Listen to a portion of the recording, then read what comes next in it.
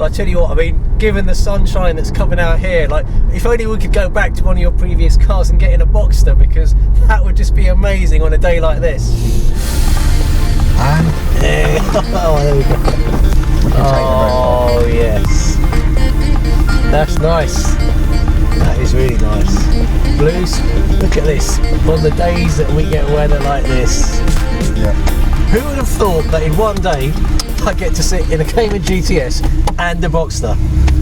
So this is your, what, 5th or 6th Porsche? So this is the number 6. So this came after the Cayman? This came after the Cayman, and there's a reason. So I waited 5 months, so I chopped in my previous Boxster in the October, November, said to my wife that there's a problem with the engine, because I needed to get it into the dealer to get the best offer there and then, to know where I was when I placed my order for the GTS. And then after about a month, my wife said, but when is the Boxster coming back? Because I had an A-gate grey Boxster on a 65 plate. And she said, you've bought a new one, haven't you? And I kind of smiled and said, and she heard me talking to the Porsche dealer. Anyway, to fast forward, the Cayman GTS arrived April 2018, and I thought it was beautiful, and so did many other people who think it was beautiful. But my wife didn't think it was beautiful. She felt it was too growly. I think it's fair to say Boxsters do appeal a lot more to females. Oh. My wife said, oh, I don't like this Cayman GTS. And after a couple of weeks, I just thought, you know what? There's one way to remain married. It's cheaper than divorce. I'm going to get my wife a soft top again. I've never had 2 Porsches. I'm going to have 2. Wow. I thought, can I do it? The numbers probably didn't stack up. I was probably marginally out still, but I pressed the buttons. I had long conversations with a couple of different Porsche dealers, including my Tunbridge dealer, and it took 4, 5, 6 weeks for us to get to the point. And there were long, silent telephone conversations, I can tell you, real conversations where he's on the other end and he was silent and I was silent. I said, what are we going to do then, Neil? I said, we're going to leave it. I'm not going to do it, because I was pressing buttons to put down £5,000 and coming at £500 a month, and he went, you're taking an absolute liberty to want to get a brand new Porsche 718 Boxster and come up with those figures. Yeah. So when you change your cars pretty often, would you ever maybe think about a GT4? Because like, that's the car for me. That's like the granddaddy, whether it's the 981, 718. If you're a real Cayman guy, you've hit something head on there. Of course, come on, I've had the base Cayman, the Cayman S, I've had manuals, PDKs, Boxsters, and the one tick that's missing is for the GT4. So yes, I would like a GT4. Yes, I've considered the older version of the GT4, but I've actually put my name down quite some time ago for the 718 GT4. Oh, what, are you serious? I did, and still have. Yeah, it's so still when down. Did you put your name down, like? I put my name down early in the year. It was early in the year. So, well, hang on. So, given the fact you've had 6 cars from the same Porsche dealership, this is a done deal then. I mean, when's your car coming? I thought it was a done deal.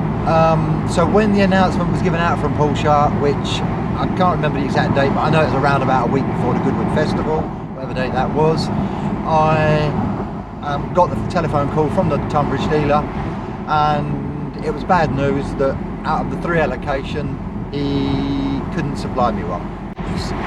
Wow. So I didn't want to sound like a crying baby. I kind of did take it higher to an area manager. They said there was no particular system. It wasn't a short straw. It wasn't because I was not seen as a big hitter, because I wasn't buying 911s. He definitely said that I had fitted the criteria because I'd had a number of vehicles. He said I utilise them for servicing, but I could not be told or allocated one of their cars, GT4s. That surprises me, because there was that car fiction video with Andreas Preininger. I recall. And he acknowledged the fact that they didn't think the 981 GT4 would be so successful, he actually reassured the public and said, you know what, we're not going to make that same mistake with the 718 GT4. And when I saw that video, I thought, damn, if I had the money, I could get a 718 GT4 with no previous dealership experience buying new. And now you're telling me that having bought 6 Porsches, and you gave them a letter of intent, and they've told you you're not going to get a Porsche GT4. More annoyingly than that is, okay, who am I? I'm nothing. I'm sure, like I say, there are other people who are ahead of me on the list for whatever reasons, don't know what reasons. But what I did get to the bottom of is the next allocation coming through was October.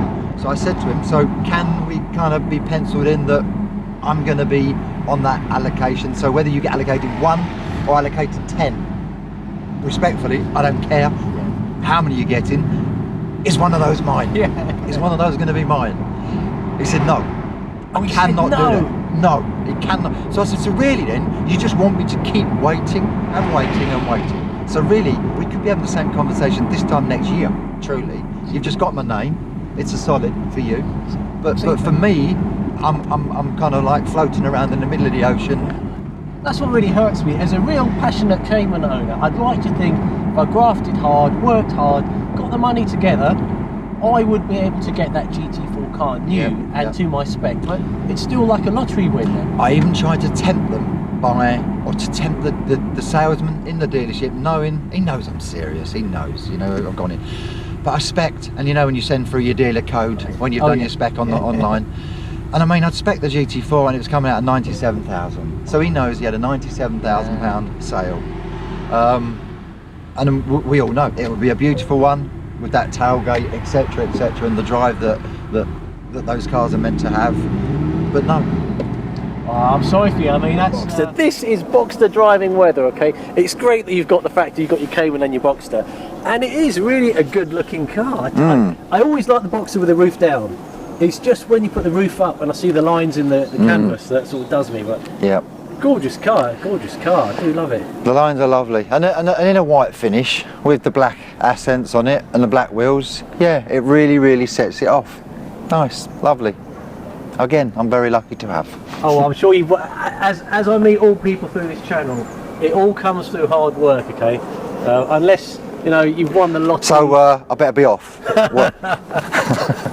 You know, I think that's what differentiates the people that watch this versus, say, some 18, 20-year-olds. You know, I'm not going to mention any YouTubers' names, but you know, if you've kind of grown into a family with a lot of money, it's a lot easier to have a really fancy car that you know at a younger age. But I know you've worked damn hard for these cars. So I think it makes the ownership experience that much more special. I know. And as you say, ownership experience. I mean, I'm not going to say I don't use car washes. I do. But I absolutely 70% of the time I clean the cars myself, and I love it. I love it, being involved with it, shining it. I mean, this morning, is it looking shiny? Is it looking clean? Hopefully. As I pulled up to your place, I was like, all the cars were looking mint, and I was like, hang on a minute, I didn't actually know that. So Neil's quite a funny chap. He didn't actually tell me he had a Boxster. He goes, I love the Caymans. I've reached out to you because, you know, he felt something that you know, when you were younger, I think you said you kind of had that passion about Caymans. I saw the Cayman, I saw this car parked up, I saw his neighbour's car or something, and I was like, this is some nice cars around here. It's a very nice car. So so with commandeer, like let's say, we kept this out of the way from Max this morning and put it on someone else's drive. So and then you all might know as well, just from this is generally, yes of course I drive it, and yes of course I own it, but it's more my wife's car really. You know, it's more the ladies' thing. It's quite a controversial statement about the Boxsters being the. I think you didn't call it a feminine car. You just said it appeals to women. I think it appeals to women more. I'm sure if we lined up a black Cayman against a white Boxster, I think, you know, there's going to be a male-female thing going on. Oh yeah, this is a great car, you know. Yeah, it's lovely. I can see it, Porsche Centre Tunbridge. So that's the dealership. See, I was joking when I said they treat you like royalty. They turned you down for a GT4. That's the dealership who let me down, and they've let me down at the minute. That's Tunbridge. So I'm sorry, Paul. I'm still not happy. And I want a GT4. How are we going to solve that one for you? Don't know. I kind of taken a few steps, and I'll let you know that in a little bit. Yeah, because I mean, ideally you want something that's the size of a Cayman, dynamic handling. Yes, I think quality. the same thing's happening to me as you asked earlier about how come I've changed vehicles, and I'm probably feeling, even though it's only 16, 17 months of the GTS, and as beautiful as it is, and it is, I'm kind of still looking for something else. I'm still looking for something else in the vehicle.